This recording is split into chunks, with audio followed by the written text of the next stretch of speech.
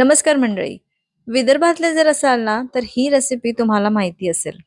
तर आज आपण बनवत आहोत विदर्भ स्पेशल हिरव्या मिरचीच्या वांग्याची भाजी, जी अप्रतिम होते, सकाळच्या घाईमध्ये पटकन होते आणि मुलांच्या किंवा मिस्टरांच्या टिफिन मध्ये देण्यासाठी अगदी परफेक्ट आहे. लंच मध्ये पण तुम्ही याला करू शकता. आमच्या घरी ही हिरव्या मिरचीच्या वांग्यांची भाजी इतकी आवडते की आठवड्यातून एकदा तर ही भाजी केली जाते. चला तर या वांग्याच्या भाजीला सुरुवात करूया. हॅलो नमस्कार, मी सोनल मेजवानी बा सोनल मध्ये तुमचं खूप खूप मनापासून स्वागत करते. आणि आजची ही हिरव्या मिरचीच्या वांग्यांची भाजी करायला सुरुवात करूया. यासाठी आपल्याला हिरवे वांगे लागणार आहे, जे आपण मोठे आणि लांब असे कट करून घेणार आहोत. म्हणजे एका वांग्याचे 4 भाग करून घेतले आणि ते पाण्यामध्ये घालून घेतलेले आहे. पाण्यामध्ये थोडंसं मीठ घालायचं, म्हणजे जे वांगे आहे ती काळे पडत नाही. तर सुरुवात करूया. तर सगळ्यात आधी आपण एक कढई घेतली, त्यामध्ये 3 टेबलस्पून तेल घेतलं.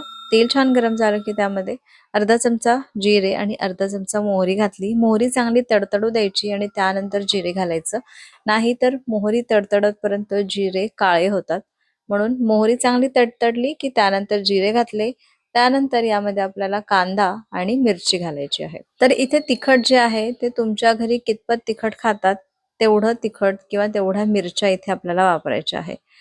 तर मिरच्याच वापरायचे, लाल तिखट आपल्याला घालायचं नाहीये, हे इथे लक्षात ठेवा आणि त्याप्रमाणे तेवढ्या मिरच्या घाला.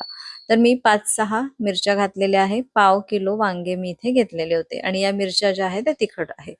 त्यानंतर मीडियम साईजचा कांदा मी बारीक चिरून घेतला होता, तो पण घातला. 1-2 मिनिटं परतवून झाल्यानंतर यामध्ये अर्धा चमचा आलं लसूण पेस्ट घातली आणि 1 मिनिट परतवून झाल्यानंतर यामध्ये वांगी घालायची आहे. तर इथे हिरवी वांगी वापरायची, याची चव जी आहे या हिरव्या मिरच्याच्या वांग्यांना छान येते.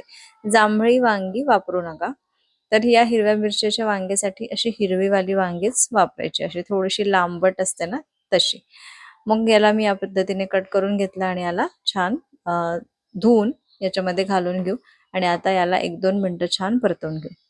आता 1-2 मिनिटं परतवून झाल्यानंतर यावरती झाकण ठेवू आणि ही वांगी छान शिजवून घेऊ. आता यामध्ये आपल्याला बाकी काही घालायचं नाही, चवीपुरतं मीठ इथे घालायचं आहे आणि हळद घालायची आहे. तर 1-2 मिनिटं मी वाफ काढून घेतली, थोडंसं झाकण ठेवून यावरती हे शिजवून घेतलं आणि त्यानंतर यामध्ये हळद आणि मीठ घातलेलं आहे चवीपुरतं.